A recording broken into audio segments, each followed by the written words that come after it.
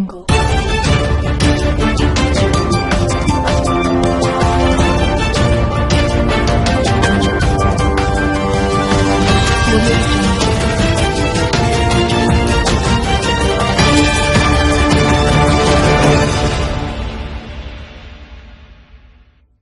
Want to know why the markets went up over 600 points yesterday and what that really means? I'm going to show you coming up.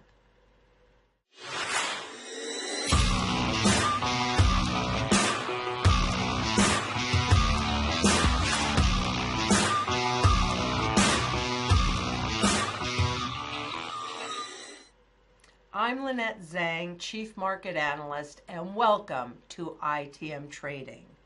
Now, yesterday, we know that all the markets have been in a bear market. And yesterday, the market went up 671 points.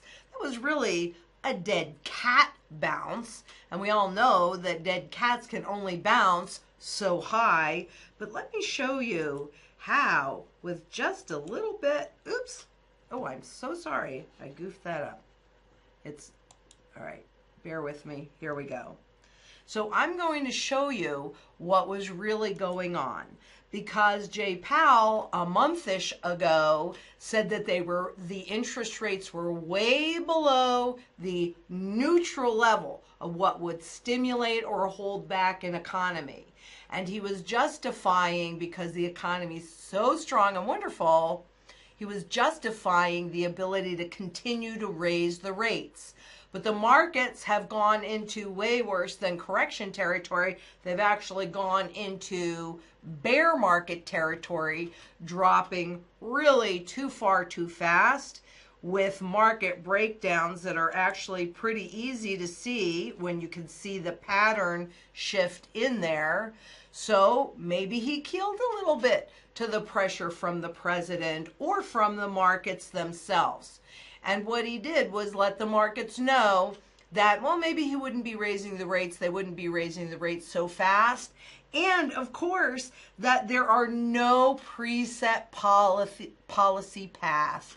And so Wall Street said, woohoo, he's not taking the whole punch bowl away really fast. But he also said, and I want to quote this because I'm going to show you the financial stability report that just came out yesterday in this next slide. Sometimes I wonder, do these guys ever read what they write before they then speak? Or maybe it's just that they don't think anybody else will read it. Unfortunately, I read it.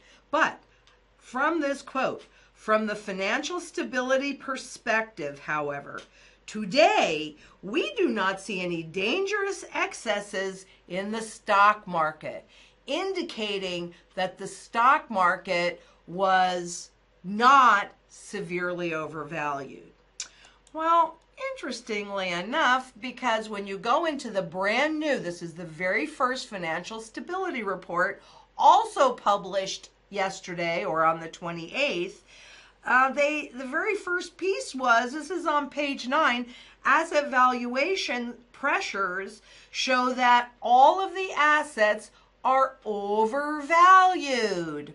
Whether it's the leveraged loans or the high yield bonds, the riskiest part of the bond market that is not paying you because of the suppression of the rates, not paying you for the level of risk that you have taken on. And keep in mind that these are mostly syndicated now, which means converted into Wall Street products and sold back to you. Or if it's even the stock market, above their median values over the past 30 years, despite the recent price declines. Remember, this was just published on the 28th. And that's because the price has zoomed up, but not so much for the earnings. And when you consider all of the stock buybacks, which actually then makes look per share earnings look a lot higher, you really have to question that. But what are the insiders doing? Because frankly, anybody can say anything they want. What are they doing? Well, we've been watching them sell their stocks in drove. They understand that they're severely overvalued. And they also talked about real estate, all kinds of real estate, commercial real estate, residential real estate, as well as farmland, showing how the prices have gone up so much faster than the rents, that the capitalization rates, in other words, the ability to make money from this investment, is at or near all-time lows. So what I really want you to understand in here is all of that free money, all of that new money creation, all of that quantitative easing, that QE that they targeted at stocks, at bonds, at real estate, to reflate the reflation trade that they talked about all the time. The party definitely appears to be over. But now, why didn't he say that in his speech yesterday? Instead, he said that the economy is strong, and hey, the stock market doesn't look severely overvalued. Those are not quotes, but that's the gist of what he said. That's because if he were really honest, if any of these guys that get out there in front of the public were really honest about what they know, you would make different choices. You would probably make more choices like the elites and the powers that be are making for themselves. Thank you, Daddy. Do what I say and not what I do. Didn't make sense to me when I was growing up, and I'm telling you the truth. It doesn't make sense to me now, because when that happens, you're not in integrity. So, I'm going to come back to that in a minute, but what I want to show you is that the markets don't really believe this, because this is a couple days ago, grim stock signals piling up as Wall Street mulls recession odds. Well, this is a real key here for the NASDAQ, because just a couple days ago, it hit a death cross. This is when the shorter term moving average crosses below the longer term moving average. Technically, we've talked about this even as we've been watching this unfold. This is not a good sign. It signals that the most likely outcome is a lot more damage ahead. The markets know they're overvalued. So now I would not say that this is quite pervasive yet, the difference between those moving averages. We want to see that get wider, or hey, maybe they'll get the cat to bounce some more. And maybe it'll cross above it again. Time is going to tell us that. We're going to be paying really close attention. But we do know that the number of stocks that are in bear market territory below 20% or more below their recent, beginning of October, all-time highs is huge. Whether you're looking at the Dow or the NASDAQ or any of the other indexes, we're seeing the same thing. And so what really are people doing that understand the truth of what's happening? Well, even lovely Wells Fargo, which you guys know, not my favorite. I mean, it's scandal after scandal. But even they're saying, we're now positive on gold. And interestingly, as I showed you yesterday, central banks have been buying it 22% year over year, with more central banks buying, and bar and coin demand also year over year rose 28%. So with all of that increased demand in the physical market, the spot market year over year declined. Yeah, that makes sense. In a free market, when demand exceeds supply, prices go up. When supply exceeds demand, that's when prices go down. In the physical markets, there's so much. That's it. However much that is, whatever that number is, that amount is, that's how much of it there is, period, end of discussion. So when you have bar and coin demand going up like that and central bank demand going up like that, that's a chunk. That's not everything, because we have manufacturing, we have lots of other things. But when you have that demand, why is the market going down? Because it's a derivative. The spot market is a derivative. It's a derivative of gold. They want you to believe that it's the value of gold, and they want you to stay away from gold. They do not want you or me to use gold as a flight to safety asset, but that's what they're doing for themselves.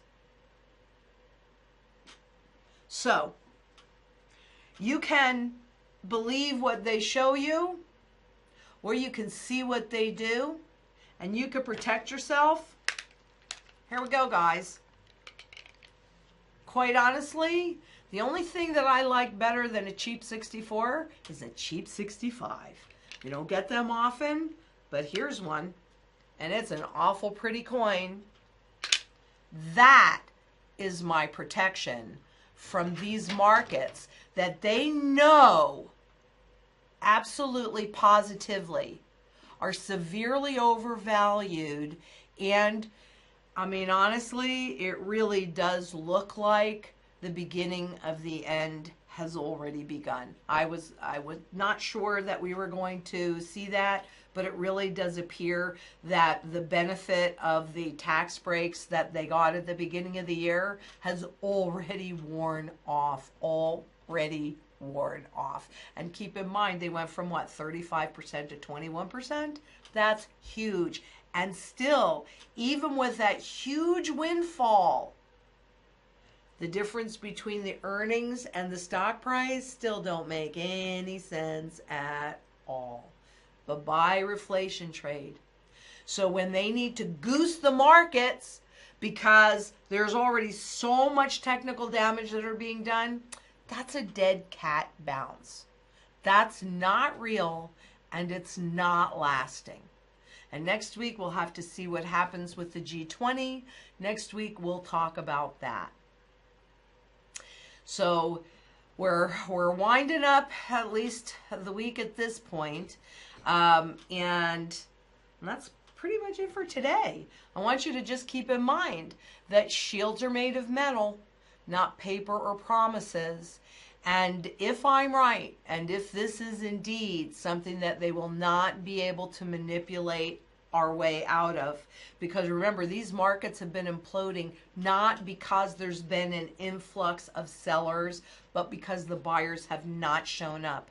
It's not good. What do you think is going to happen when these people get their quarterly statement and go, oh no, this is not good, I want my money? What happens when that selling picks up? You be out before that happens, would be my suggestion. You obviously get to do whatever you want. And in some cases, you don't really even have an option. So in that case, you need to make sure that you're properly diversified so that if you lose all access to that, this will give you that access back to at least that chunk of wealth.